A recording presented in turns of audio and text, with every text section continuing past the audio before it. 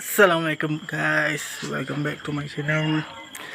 Okay, malam ni aku nak buat satu konten. Aku nak bercerita, nak berkongsi cerita antara sesama keluarga aku lah, antara aku, adik aku, isteri aku, adik ipar aku, anak buah aku. Kita orang nak buat cerita pasal pengalaman yang menyeramkan kita orang. Jam sekarang sudah pukul 12, hampir pukul 12 malam. Okay, nak dengar apa cerita dia? Jom. Guys, sekarang jam baru pukul 12 suku. Dan sebab aku tidur kat balai raya dengan anak buah aku, dengan adik aku. Jadi mungkin aku akan start video dalam pukul 1. Kita ambil feel.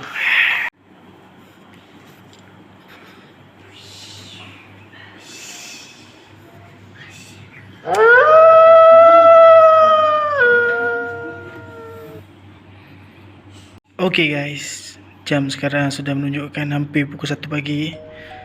Jadi aku akan memulakan cerita-cerita dan pengalaman-pengalaman yang telah terjadi orang di sekeliling aku. Jom.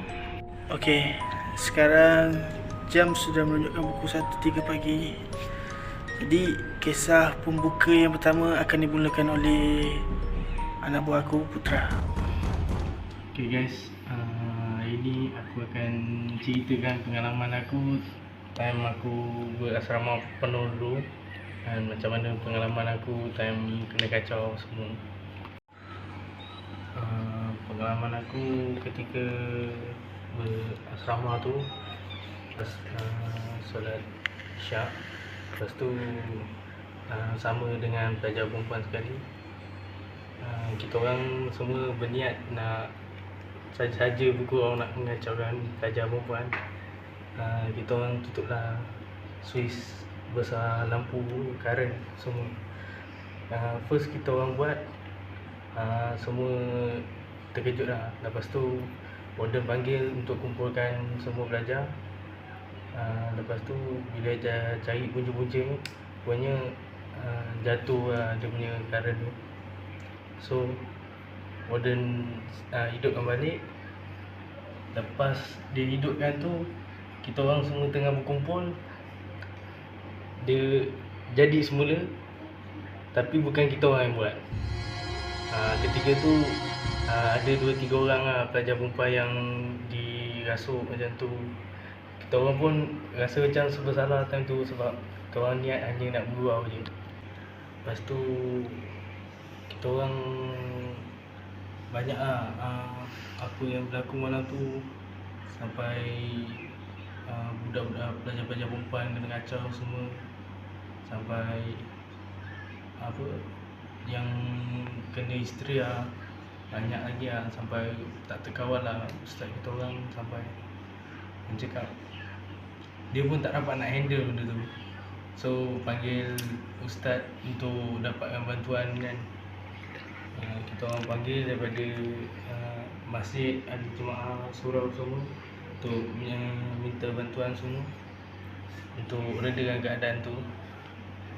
Okey Putra, daripada apa yang Putra cerita tu, apa penyudah dia? Penyudahnya ada 2-3 pelajar yang diserang lah oleh pelajar-pelajar yang kena istria tu. Keadaan dekat situ memang agak kecoh lah kat situ. Selepas kita panggil bantuan, ustaz pun datang untuk menolong meredakan keadaan itu. Lepas tu dia mengambil masa dalam 20 hingga ke 30 minit sehingga keadaan kembali pulih. Itulah pengalaman aku yang pernah aku lalui ketika aku duduk sekolah asrama. Okay, itulah tadi sedikit cerita daripada Putra.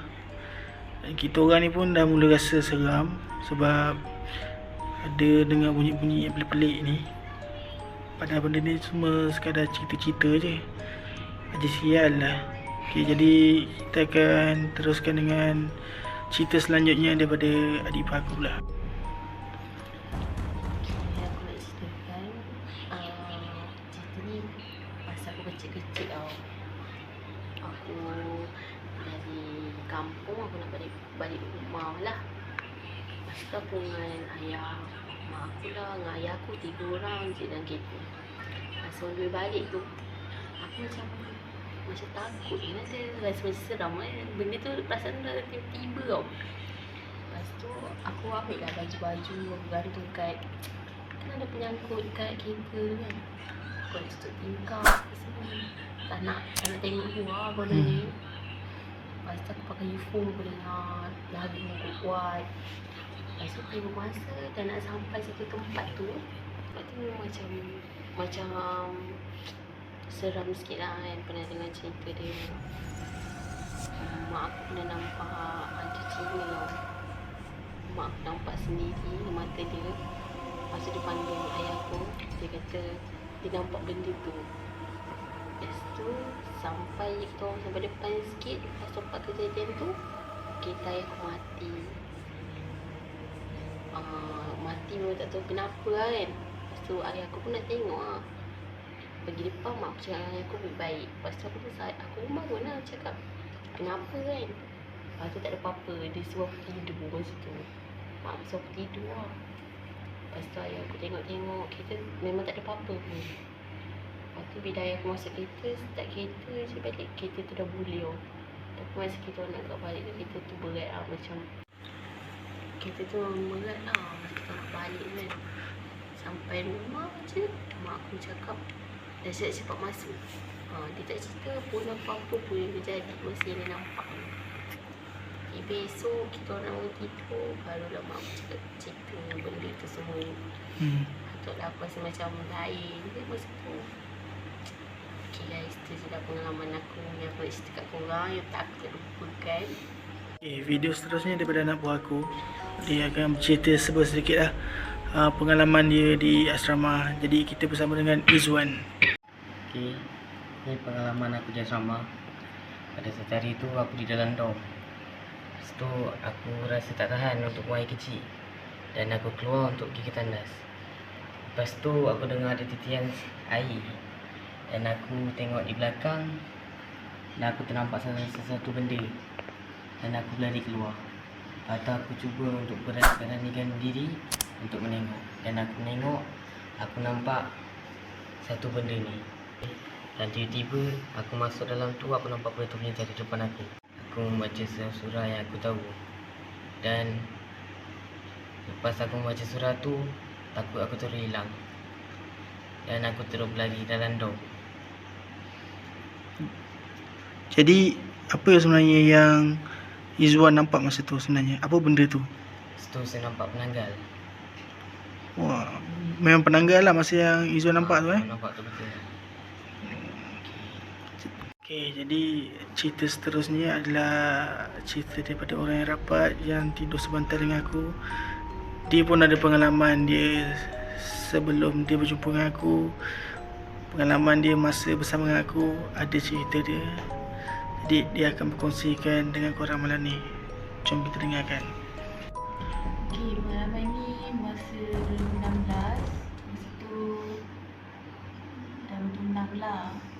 Okay, satu hari ni start ada dengar bunyi atas siling rumah. Bunyi jatuh, bunyi guling-guling, macam bunyi guli pun ada. Tapi nasib baik aku seorang yang dengar, semua dalam rumah tu dengar. Okay, siap bagi tahu kat bapak aku lah, dia pun naik atas siling tengok apa, tikus ke, biawak ke, dia try tengok tapi tak ada apa-apa. Berlarutan dalam seminggu juga bunyi tu. Dia memang main kat atas siling je. Bunyi gulik, bunyi benda gesek, benda ditarik-tarik. Okay, disebabkan agak lama juga dekat seminggu berlarutan benda yang sama, dengar bukan malam je, siang nak ke maghrib macam tu lah, dalam pukul 6 ke atas. Satu hari tu boleh 3-4 kali juga dengar bunyi tu. Okay, sampai satu tahap tu terfikir-fikir apa benda sebenarnya bunyi ni So ambil keputusan, aku dengan kawan aku tempat kerja bincang-bincang. Dia kata cuba kau satu ustaz ni duduk kat Batu Pahat. So bila telefon, ustaz cakap benda tu dia akan kacau. Dia kata kalau dia tak dapat awak, orang lain pun tak boleh dapat awak juga. So aku pun rasa macam berderau, tiba menangis kat situ sebab terfikir-fikir siapa yang buat, Kenapa? Sebab tak tahu kan. Sebab aku kan jenis banyak skandal pun. Kalau kawan pun kawan seorang. Okay, lepas tu teruslah berubat dengan ustaz tu semua. Dia pun ada tolong tengok-tengokkan rumah kita jauh lah. Adalah cara dia kan. Lama juga lah aku berubat dalam 2 bulan macam tu. Cara tradisional lah aku berubat. Tapi dalam masa berubat tu masih ada lagi juga benda tu kacau. Kalau kita tidur bilik akan bunyi kat siling bilik. Sampai satu malam tu tak tahan sangat aku lari masuk bilik mak aku, tidur dengan mak aku. Bunyi tu macam menjadi rumah bunyi, bilik aku bunyi, ruang tamu bunyi, dapur bunyi. Last baru dia pergi kat bilik mak aku dan dia still bunyi. Masa tu aku tinggal berdua je dengan mak aku sebab mak aku kerja malam kan. Tapi tak jauh lah dia kerja kat sekolah. So mak aku telefon bapak aku suruh balik. Bapak aku balik. Terus dia ambil wuduk. Dia pun dengar bunyi tu. Dia azan kuat. Tapi taklah macam jerit-jerit. Dia azan kuat-kuat. Dan dengar bunyi tu macam marah tau. Dia lagi bunyikan lebih kuat lagi. Dan lama-lama dia pun beransur pergilah bunyi tu. Dan terus hilang macam tu je. Tapi lama juga lah. Dalam 2 bulan juga lah berlarutan benda ni. Okay, itu sedikit perkongsian daripada isteri aku. Jadi tiba-tiba aku untuk ceritakan pasal pengalaman aku. Okay, ini merupakan kisah pengalaman yang terakhir. Dan kisah ini adalah kisah pengalaman aku semasa aku bekerja di Kelang. Perkara ini jadi pada diri aku sekitar tahun 2011. Aku dan rakan aku masa tu mula nak berhijrah. Kita orang berhijrah.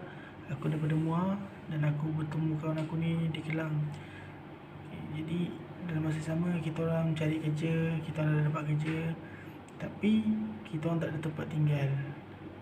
Aku minta tolong kawan-kawan yang ada kat sana untuk mencari rumah untuk disewa. Dan akhirnya aku dapat jumpa rumah sewa aku tu. Tetapi apa yang tak sedap untuk didengar, untuk pengetahuan korang, rumah sewa yang aku dapat tu dah 13 tahun tak ada orang duduk. Okay, jadi ceritanya bermula masa hari pertama, minggu pertama kita duduk rumah tu, alhamdulillah tak ada apa-apa gangguan. Sampailah tiba-tiba kawan aku ni membuat satu keputusan yang mengejut. Dia cakap dengan aku dia nak sambung belajar. Jadi dia dah buat keputusan untuk sambung belajar. Di situlah bermulanya. Hari pertama selepas dia meninggalkan rumah, masa tu aku kerja. Aku shift sampai ke malam. Aku balik pukul 11 malam masa tu. Aku sampai kat kawasan rumah. Aku dah rasa tak sedap hati tau. Aku dah rasa macam berdebar. Aku tak tahu kenapa tiba-tiba aku rasa berdebar ni. Aku naik, rasa naik lift semua sampai depan pintu aku. Perasaan tu makin kuat.